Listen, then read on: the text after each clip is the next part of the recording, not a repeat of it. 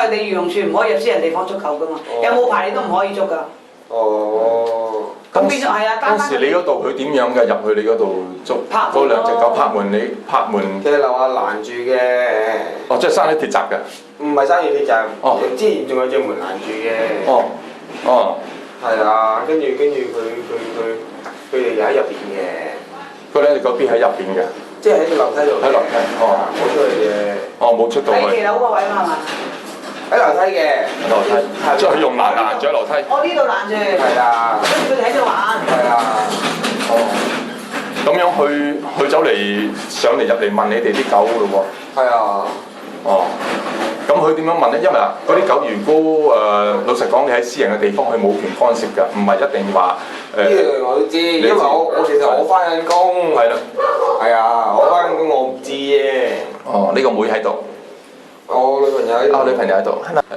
咁嗰日漁護處就入嚟拍門。係啦。咁拍門就佢點樣講咧？跟住話嗰兩隻狗冇晶片嘅。嚇。跟住我女朋友又未瞓醒，跟住咪話冇喎。哦。咁因為我自己屋企入邊仲有一隻噶嘛，唐狗。就冇俾佢入邊。冇俾入屋裏邊。係啦。就係呢一度嚟嘅啲狗。係啦。下邊就攔住，攔住啦。即係閂咗個鐵閘。攔住啲嘢。佢可能有啲欄咧，低嘅欄咁攔住啦。係啦。咁佢話冇晶片，咁佢帶走兩隻狗。係啊。哦。咁佢咪咁後來點樣啊？你女朋友即時打電話俾你咯喎。係啊。哦，咁話俾你知。捉咗先至話俾我知。嗰兩隻狗係點得嚟嘅？嗰兩隻狗？好似喺垃圾站救㗎。係喺出面收嘅嗰隻，即係喺垃圾站度。人哋抌咗嘅。係啊。有一隻有條大刀包嘅喎。好似俾人斬啊！兩隻都係啊。兩隻都係咩？兩隻都係㗎。我見到有一隻咧就好長啊，條痕咁長到。係啊，兩隻都有。受咗傷。哇！俾人用刀斬過嘅。係啊，先執佢翻嚟啫嘛。哦，你救翻佢啫。係啊。佢執嗰陣時有冇流緊血啊？有。哇！仲流緊血。係啊。哦。嗯。跟住用呢個傳統嘅雲南白藥。咁樣醫佢。係啊，咪雲南白藥好啊，雲啊。係。我淨係啲義工去贖狗都話一年都唔知贖幾多千萬。係啊，而且贖咗仲要俾幾千，仲要俾幾千蚊。你去贖嗰度又要俾一筆錢咯喎，俾咗錢之後又話上庭啦，又要俾一筆錢，又話罰錢咯喎嚇。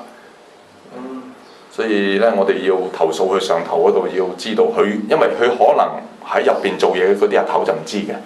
呢班出嚟捉狗嗰班人咧。好啦，捉咗翻去要交差，捉喺出邊捉唔到咧，要交差咧，咪揾你哋啲人啦。啊，你哋啱啱得個妹妹仔喺度啊，或者得個阿婆喺度啊。可能平時有人投訴，跟住過嚟揾啊，咁啊揾啊，呢個方便啊。係啊，就手啦，咁啊或者嗰度捉唔到嘛，咁咪嚟呢度拎佢走啊。好陰功嘅，年終咁整死好多嘅。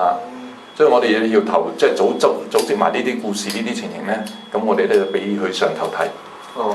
令佢知道下邊嗰啲捉狗隊咧出嚟咧做嘅嘢係犯法嘅，甚至偽造文書，嗰啲嘢完全所講捉嘅地方完全都唔真實嘅。你當時啲狗咧就喺呢個樓梯呢個地方，呢個樓梯度玩嘅，咁咧有嘢攔住喺度，咁佢就拍門。